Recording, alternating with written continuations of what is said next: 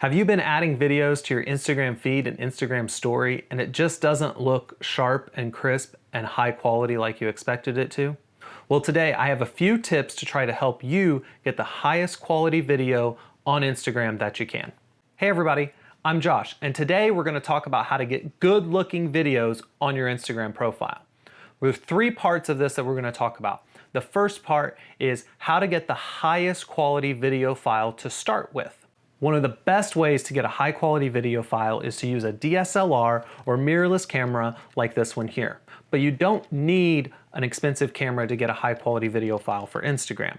What I did was I took this test image right here used for focus on camera and recorded it on multiple different devices and different ways and tested how Instagram used each of those files and compressed them and which one came out with the highest quality image. One of the biggest surprises that I found out is when recording using the Instagram app, Instagram tells your camera to record in a lower resolution than it's capable of.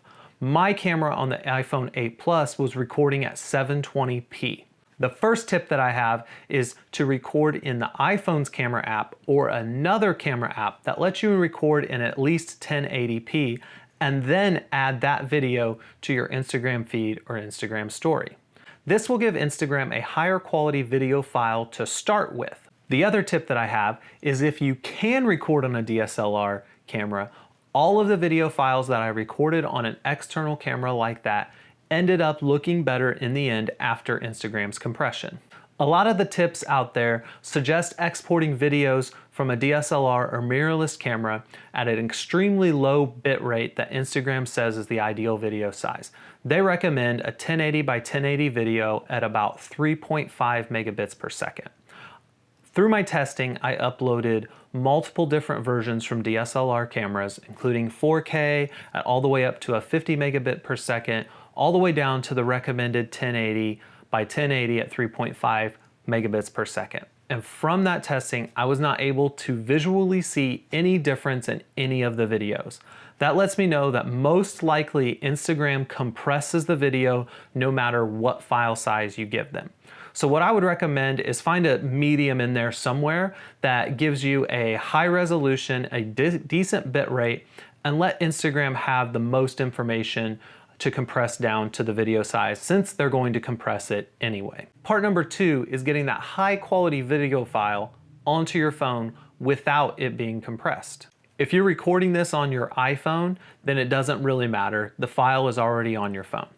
But if you're recording on a DSLR, depending on the devices that you're using, will depend on how to get the file from your computer to your phone. It's important to know that texting or emailing your video file will compress it before it ever makes it to your device. If you're going from a Mac to an iPhone, it's best just to airdrop the file. If you're going from PC to iPhone, I found it's best and easiest for me to use the VLC app. Once you have the VLC app open, go to the cone in the top left corner, press that, turn on sharing via Wi-Fi, and then go to your computer and type in the IP address that shows up on your phone.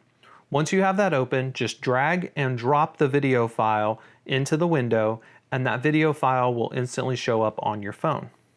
And then you can press edit, select your video file, and press the arrow at the bottom and save the video to your phone. This takes the video from your computer to your iPhone without any compression. Now, if you're going from a PC to an Android phone, I think it's easiest just to plug your phone into the computer and transfer via USB. Now, if you're going from a Mac to an Android, you're probably going to have to use something like Google Drive or Dropbox or another cloud storage service to transfer that video file. The third part is actually uploading the video to Instagram. In a very non-scientific, non-proven way, in my experience, the videos typically look less compressed when I uploaded them with strong Wi-Fi signal versus weak cell signal. Again, that is not proven at all, it may not even be true, but I try to upload all of the videos on a strong Wi-Fi signal. One of the most common mistakes that I've seen clients of mine make when uploading videos that I've made for them for Instagram stories or Instagram feed is not using the full resolution or size of the video on the post. Instagram defaults to a 1:1 ratio on an Instagram feed post, but they will accept up to a 4:5 ratio video post on the post, which will make your video take up more of the screen when somebody's watching it.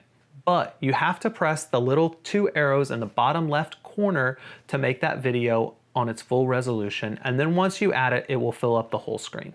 With Instagram Stories, I suggest cutting up the video into 15-second segments or less before adding to Instagram Stories. Instagram will cut up smaller videos, but you have a little more control of the timing if you do it in another app or in your editing program before you upload the videos to your phone. Now that you've done these steps, I believe you've done everything in your power to get a high quality video on Instagram. But it's important to know there are certain factors that you cannot control. Number one, I found that Instagram's compression is inconsistent.